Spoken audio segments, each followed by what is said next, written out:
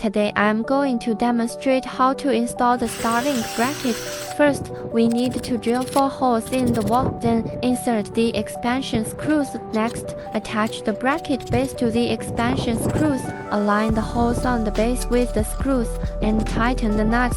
Finally, place the panel and tighten the screws to complete the installation. Our bracket can be adjusted to any angle.